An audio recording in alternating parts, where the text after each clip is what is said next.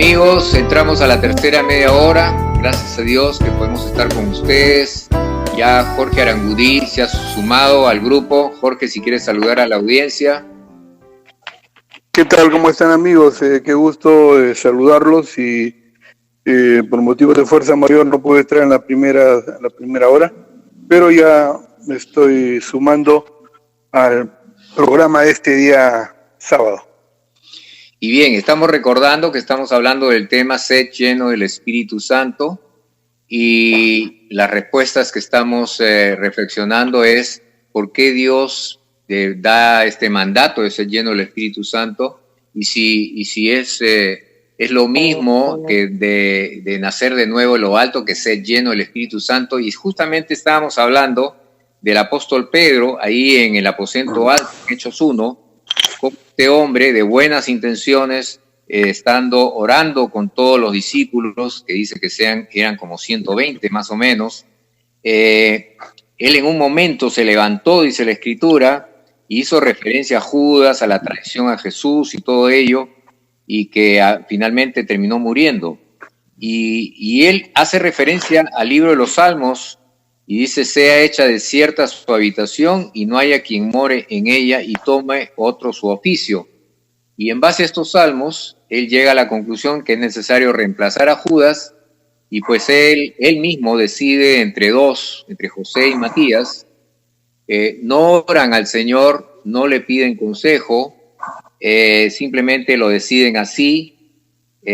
No usan ni siquiera un salmo, usan dos salmos, el Salmo 69 y el Salmo 109, y de alguna manera hacen referencia al Salmo, pero no tanto en el contexto del Salmo, sino aplicado a lo que estaban hablando en ese momento, que era la historia de Judas. Y una vez que ellos mismos escogieron a esas dos personas, oran al Señor y le piden que escoja entre ellos dos. Imagínense, nosotros que ya conocemos lo que pasó después, sabemos que el Señor escogió a Pablo. Realmente Pablo fue el apóstol que él escogió, y lo escogió con un propósito inmenso. Pero Pedro, pues, todavía tierno en las cosas de Dios, todavía no había entendido lo que significa dejarse llevar por la guianza del Espíritu Santo. Y es más, una vez que ora al Señor y le dice: escoge entre estos dos, ni siquiera espera una respuesta, sino lo que hace, dice que echan suertes. No sé qué suertes habrán usado, no sé si eran los naipes o los dados, no sé qué, pero lo cierto es que al final escogieron a una persona como Matías, la cual nunca fue repetido otra vez o respaldado por las Escrituras. No se le encuentra otra vez a Matías. Sin embargo, fíjense qué interesante, después del Pentecostés, donde la Escritura dice que el Espíritu Santo vino como un viento recio, y dice que todos fueron llenos del Espíritu Santo. Dice en el capítulo 2, verso 14, dice que Pedro, poniéndose en pie con los 11, alzó la voz y les habló diciendo: varones judíos, y viene toda la declaración de este Pedro, que hacía poco tiempo antes se había levantado en medio de los discípulos ahí en el aposento alto para echar suertes, para definir a un apóstol el cual el Señor no le había dado indicaciones. Sin embargo, ahora, ya lleno del Espíritu Santo, bajo el gobierno del Espíritu Santo y dejándose guiar por el Espíritu Santo, podemos ver dos cosas muy, muy interesantes. Hasta tres, diría yo. Una, perdieron todo temor. En el aposento alto dice que las puertas estaban cerradas. Acá no, acá están en medio de la gente sin ningún temor. Lo segundo que podemos ver es que hace referencia a dos pasajes de la Escritura que efectivamente son dos pasajes que tienen que ver con el contexto. Y la tercera cosa que podemos ver, resultado de esta palabra del apóstol Pedro, el mismo que hacía unos momentos antes había escogido él mismo a un apóstol, ahora vemos que alrededor de 3,000 personas, dice, se compungieron de corazón y le dijeron a Pedro y a los apóstoles: varones hermanos, ¿qué vamos a hacer? Y Pedro les dice: arrepiéntanse y bautícese cada uno de ustedes en el nombre de Jesucristo para perdón de los pecados, y recibiréis el don del Espíritu Santo. ¿Ya? Entonces, ¿cuál fue el fruto ¿Cuál fue el fruto de esta predicación de Pedro? La salvación de mucha gente. ¿Por qué? Porque el poderoso Espíritu Santo estaba fluyendo con libertad a través de Pedro, y Pedro se estaba dejando guiar, ya no por sus buenas intenciones, ya no por su análisis, ya no por su mente o por su razón, sino simplemente dejándose guiar por el Espíritu Santo, el cual perdió todo temor, el cual el Espíritu de Dios lo guió a hacer referencia a ciertos pasajes de la Escritura que al final de cuentas tocó el corazón de estas personas, y dice la Escritura que estas personas pues se arrepintieron de sus pecados y se sumaron a lo que sería llamada posteriormente la Iglesia del Señor. Jorge. Sí, pensaba que iba a entrar Jorge Miranda. No, te dejo para que tú compartas también. Ya. Bueno, a veces me enredaba con esto de la llenura del Espíritu Santo, porque como habla llenura, da la impresión de que se tratara de un peso tipo kilo, tipo medio litro, cosas así, ¿no? Y no es una persona, es lleno de la persona, ¿no? Del Espíritu Santo.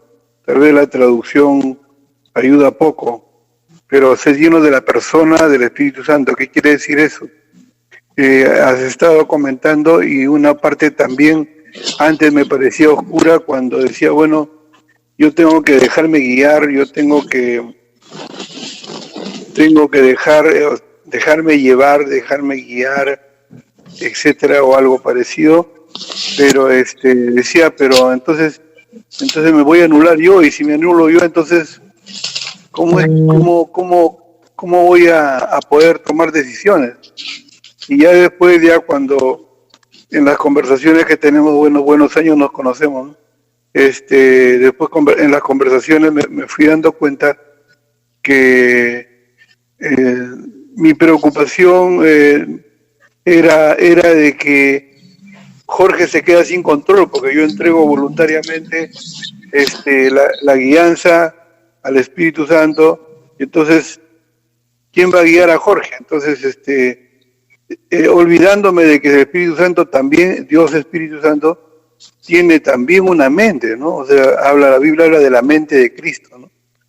Y que así como yo tengo la capacidad de conducirme de aquí para allá, sacar conclusiones y elegir qué cosas quiero, de igual manera, cuando yo me dejo guiar por la persona del Espíritu Santo, no es que quedo a la deriva, sino que la mente de Cristo, al yo voluntariamente haber cedido el control, la mente de Cristo empieza a tomar las decisiones a través de mi persona, ¿no?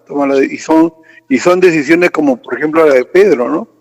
En la segunda oportunidad que predica y habla, pero de una forma, qué bárbaro. O sea, no parece el Pedrito de pescador que andaba con el Señor todavía y cometía algunas torpezas, ¿no? No, ya era otro Pedro. Ya cuando el Espíritu Santo lo llena, uno se da cuenta por lo que transmite en ese pasaje donde se convierten, creo, 3,000 o 5,000, no me acuerdo bien.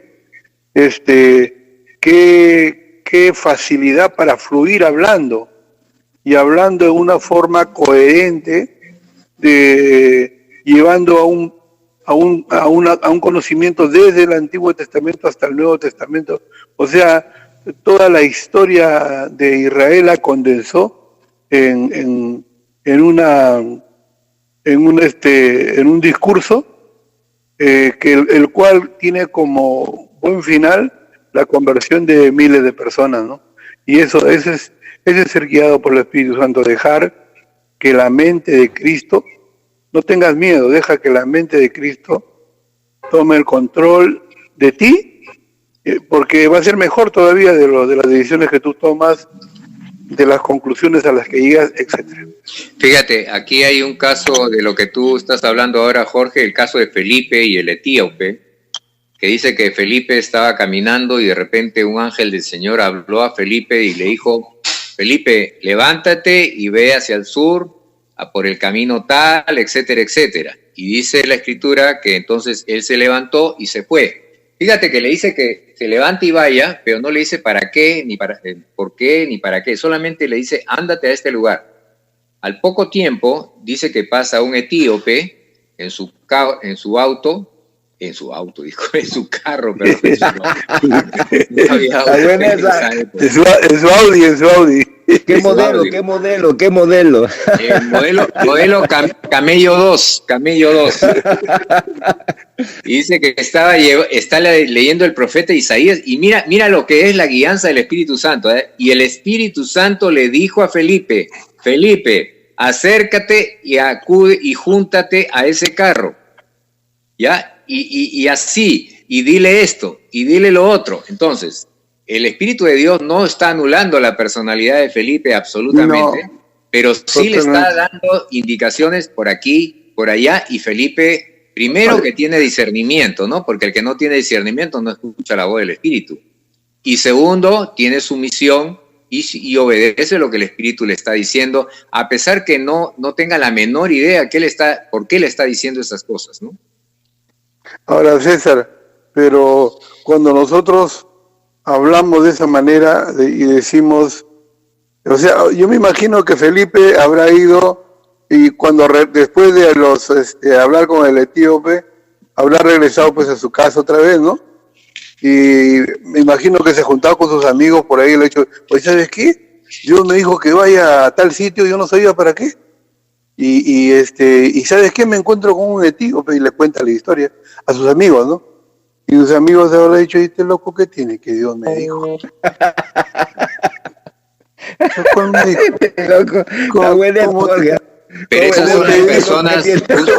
¿Cómo te dijo?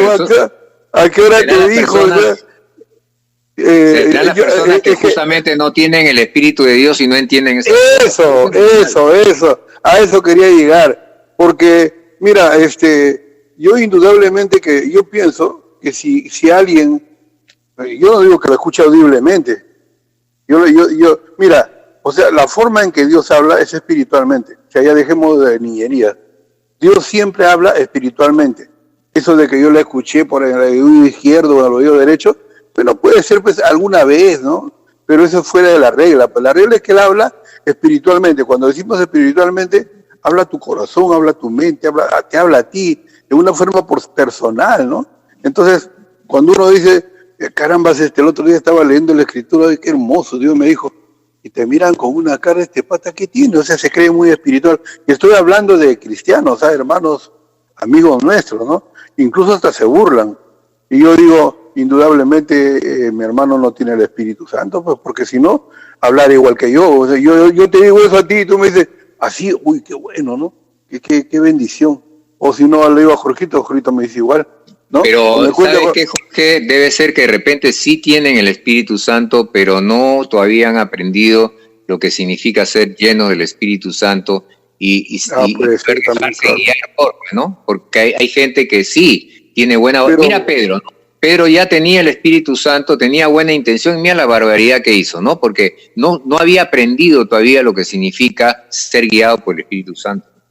Pero ojo, Cecita, que eso que pasa, me imagino que habrá pasado una semana o 15 días y ya Pedro era otro. O sea, pero hay hermanos que conozco 20 años en la iglesia y se siguen burlando, siguen tomando las cosas a broma, ¿no? Entonces, eso ya es para que tú digas, o es religioso, o viene a cambiar de religión nada más, o realmente es cristiano, o realmente tiene el Espíritu Santo. Bueno, la Biblia dice en Romanos 8, verso 9, dice, pero vosotros no vivís según la carne, sino según el Espíritu, si es que el Espíritu de Dios está en vosotros. Y ahí si alguno no tiene el Espíritu de Cristo, no es de él, dice. ¡Wow! ¿Qué tal cierre? O sea, yo creo que la iglesia, ¿se acuerdan ustedes que la iglesia es como un terreno en donde está el trigo y la cizaña? Ay, sí. Es lo que la Biblia enseña. O sea, en todas las iglesias donde uno se congrega está el trigo y está la cizaña. ¿no? Entonces, podemos encontrar gente religiosa y hemos hablado en programas anteriores sobre el carácter de religioso, ¿se acuerdan? Y hablamos de cómo se conduce, cómo se vuelve piadoso, pero a la hora de la hora sus oraciones ni sus comportamientos están determinados por el Espíritu Santo. Por consiguiente, aquí la palabra es clara. Cuando uno en Romanos capítulo 8 nos está clarificando bien la forma como el Espíritu Santo actúa y cómo también nosotros debemos de discernir cómo funciona en la carne. Porque uno puede estar funcionando en la carne y, como dijimos en el inicio del programa, está contristando al Espíritu Santo. Entonces la idea es no contristar al Espíritu Santo. ¿Y cómo uno no contrista al Espíritu Santo? Haciendo morir las obras de la carne por medio del Espíritu, dice la palabra. Amén. Mira, acá hay un verso que nos puede ayudar un poco a poder clarificar el significado de ser lleno del Espíritu Santo. Y es el verso 5 de Hechos 1, donde dice, porque Juan ciertamente bautizó con agua, pero ustedes serán bautizados en el Espíritu Santo dentro de no muchos días. Entonces aquí la palabra de Dios hace una referencia al bautismo de Juan, el bautismo en agua, al bautismo en el Espíritu Santo. Y la palabra bautismo, que ya lo hemos trabajado en otros programas, tiene dos significados principales. Uno es la palabra baptizo, que tiene que ver con limpieza, con lavado, y el otro tiene que ver con sumergir. El que más se usa en este caso es sumergir, meterse dentro de. Entonces, por ejemplo, la Escritura nos habla de que Juan bautizaba, no decía con agua, sino en el original dice en agua, o sea, sumergía en agua, bautizo en agua, ¿no? En Romanos encontramos en algún lugar donde dice, y fue bautizado o sumergido en Cristo, dice la Escritura, porque han sido sumergidos en Cristo. Y vemos al apóstol Pablo que utiliza esa preposición en, lo utiliza mucho, ¿no? Él dice, yo hice tal cosa en Cristo, hice tal otra en Cristo, porque estamos ¿dónde? En Cristo. Y el en Cristo es como que está metido dentro de, ¿no? Y después vemos ahora que dice bautismo o sumergido, para usar mejor, porque la palabra sumergir ayuda un poco más a clarificar el concepto del bautizo, que es la palabra original en el griego, es sumergido en el Espíritu Santo. Entonces, si nosotros hacemos una comparación, lo que significa sumergirse en agua y sumergirse en el Espíritu Santo, entonces lo que podemos entender es que cuando uno es lleno del Espíritu Santo, es que el Espíritu Santo nos está envolviendo completamente por dentro, por fuera. Estamos siendo gobernados por el Espíritu Santo, impulsados por el Espíritu Santo. Hemos dejado ya nuestro yo, hemos rendido nuestro yo, hemos puesto toda nuestra confianza, hemos dicho, aquí está mi vida, aquí está todo mi ser para servirte, oh Dios, y estamos en una situación en que el Espíritu Santo nos envuelve, ¿no? Y podemos ver de que este envolver del Espíritu Santo y en toda la Escritura, tanto en el Antiguo Testamento, que esto sucedía con los profetas, que dice que venía el Espíritu Santo sobre ellos y ellos profetizaban. En este caso, en Pentecostés, también vemos que usan la misma frase, y vino el Espíritu Santo sobre ellos, y cada vez que se hace referencia a que un siervo de Dios fue lleno del Espíritu Santo, siempre usa la Escritura la misma frase, dice, y vino el Espíritu sobre ellos. El Señor Jesucristo también dijo lo mismo, ¿no? Ahí en Mateo 4, 5, dijo, porque he sido ungido, el Espíritu Santo está sobre mí, dice, no dice en mí, dice sobre mí, porque he sido ungido para llevar buenas nuevas a los pobres, etcétera, desatar a los cautivos, etcétera, ¿no? Entonces, cada vez que vemos que hay un encargo y hay una misión, es ahí donde vemos la necesidad de ser sumergidos en el Espíritu Santo, llenos del Espíritu Santo, que el Espíritu Santo gobierne, de tal manera que lo que se manifieste, pues ya no sean mis pensamientos, mis razones, como fue la de Pedro ahí en Hechos 1, sino que fue realmente el Espíritu Santo que dice que el Espíritu Santo va a dar gloria al Señor Jesús. Y eso fue lo que pasó en el discurso de Pedro. El Espíritu Santo obrando a través de Pedro, cuando Pedro fue lleno del Espíritu Santo, ¿no? O bautizado en el Espíritu Santo. ¿Cuál fue el resultado? 3.000 almas se salvaron y hubo una gloria al Señor Jesús, quien fue el que pagó el precio de esas 3.000 personas para que puedan salvar sus vidas. Y ahora pregunto, ya muy bien, el Señor me llena con su espíritu, me sumerge en el espíritu y ya no tengo que trabajar. No, pero la pregunta es extraña porque no tiene nada que ver una cosa con otra. Tú ves que cuando Pedro fue lleno del Espíritu Santo, ¿qué fue lo primero que hizo Pedro? Dice, poniéndose en pie, eso lo hizo Pedro, alzó la voz, también lo hizo Pedro, y les habló diciendo, y a partir de ahí empezó a hablar, pero como dijo el Señor Jesús, cuando los lleven a las sinagogas, cuando los lleven ante las autoridades, no se preocupen de lo que van a tener que hablar, porque el Espíritu de mi Padre que mora en ustedes va a hablar por ustedes. Entonces, hay una parte que nosotros tenemos que hacer, que es pararnos. Pero yo lo veo de esta manera, unido a lo que estás diciendo, César, lo veo también de esta manera, ¿no? En que a la pregunta de Jorge, ¿no? O sea, el hecho de que ahora he nacido el Espíritu Santo, ahora ¿cómo hago? ¿Cómo vivo?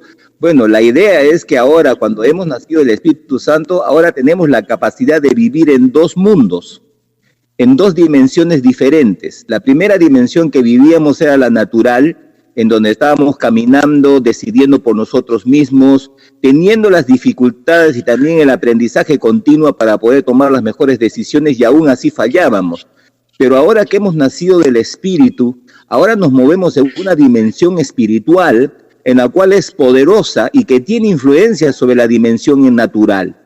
Y que a través de la dimensión espiritual del Espíritu Santo, tenemos ahora las capacidades necesarias para darle soluciones a las necesidades naturales y poder también solucionar los problemas naturales que nosotros tenemos por medio de la guianza del Espíritu Santo.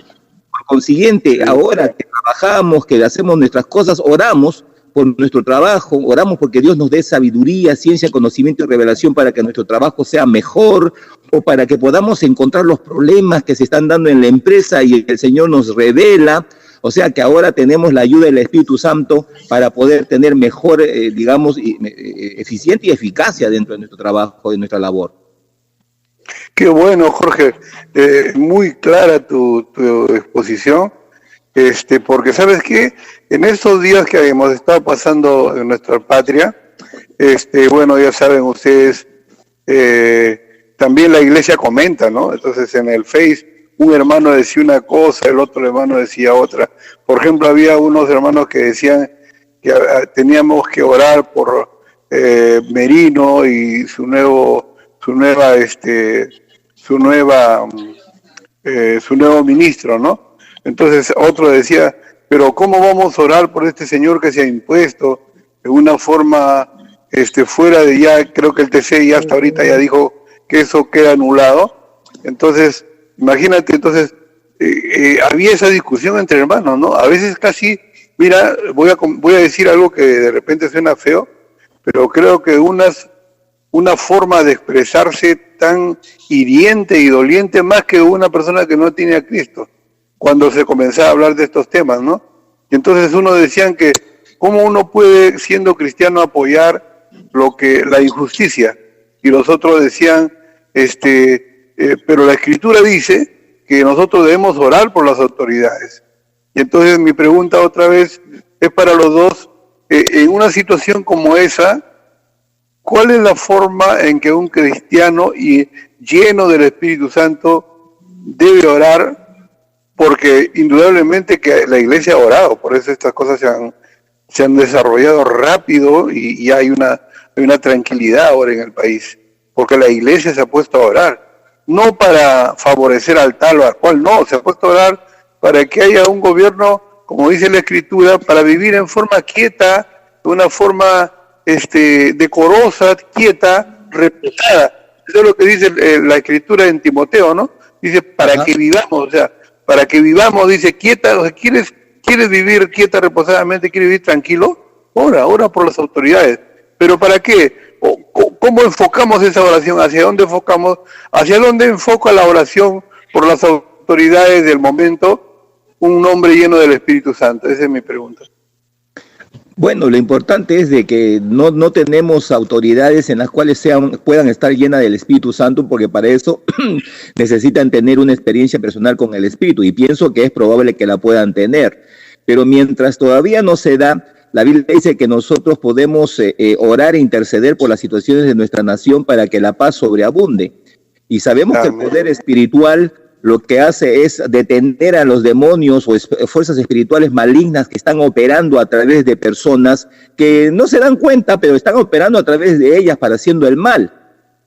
Y es lo que sucede, ¿no? O sea, no es que nosotros estemos manipulando a las personas, lo que nosotros estamos haciendo es deteniendo la influencia espiritual maligna que está manipulando a las personas. En este caso, supongamos que hay una persona que está haciendo maldad. Entonces oramos al Señor y atamos todo espíritu de maldad que está operando a través de esa persona que lastimosamente que por su pecado le ha dado lugar al diablo.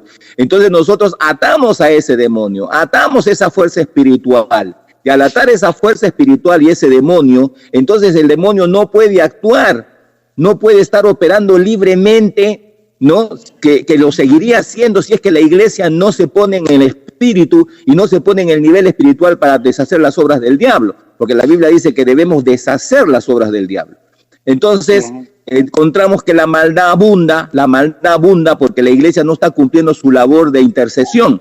Pero cuando la iglesia cumple su labor de intercesión, entonces vemos el cambio en nuestra sociedad. No es que el hombre cambió porque todavía no se convirtió, pero sí que el hombre cambió porque ya no tiene el deseo de maldad, ya no tiene esa codicia, ese deseo, ese anhelo de hacer el mal, ¿no? En esa misma línea, yo diría que la dirección de la oración podría ser de darle lugar a Dios para que Él sea el que ponga las autoridades. No sé si recuerdan cuando oramos para las elecciones pasadas, decíamos que si nosotros no intercedemos para que Dios a través de su iglesia, porque solamente actúa a través de su iglesia o aquellos que le temen, dice la Escritura. Entonces, si nosotros no intercedemos para que Dios intervenga en las cosas naturales de este mundo, a las elecciones, si no oramos, lo que estamos haciendo es dándole lugar al enemigo para que ponga a los suyos. Entonces es una lucha, al final no es una lucha de personas, es una lucha de espíritus. El Espíritu de Dios va a poner a las personas y va a guiar, por más de que no sea una persona pues creyente, que no tiene por qué ser creyente, pero Dios maneja las circunstancias. Recuerdo, por ejemplo, Ciro de Persa, ¿cómo decía la palabra de Dios? Mi siervo Ciro, ¿no? Mi siervo. ¿No? Y a Nabucodonosor también Dios lo usó para, ¿no? Claro. Eran terribles. A cada joyita como Dios lo usó. Leí una escritura en la anterior media hora y la vuelvo a repetir en Romanos 8:26 para poder ubicar nuevamente lo que estamos hablando. Dice el verso 26 de Romanos 8, de igual manera el Espíritu nos ayuda en nuestra debilidad. Pues qué hemos de pedir como conviene, no lo sabemos. Amén. Pero el Espíritu mismo intercede por nosotros con gemidos indecibles. Dice, pero el que escudriña los corazones, dice, o sea, hay alguien que escudriña los corazones, sabe cuál es la intención del Espíritu, porque conforme a la voluntad de Dios intercede por los santos. ¿Y quién escudriña el corazón del Espíritu Santo? Es Dios mismo. Y como Él sabe que Él intercede por nosotros, y nosotros que somos neófitos en pedir como conviene, porque acá dice claramente que somos neófitos para pedir como conviene, entonces el Señor dice que intercede por nosotros, dice, ¿no? Y nos ayuda en nuestra debilidad, ¿no? Entonces es tan importante entender que esta palabra se cumple con el creyente porque tiene esa relación íntima con el Espíritu Santo al cual nosotros hemos estado dedicando estas 2 horas de programa. Caballeros, se acaba de terminar la tercera media hora, vamos a tomar una pausa y estamos regresando con ustedes. Ya pues, estoy recién acomodándome.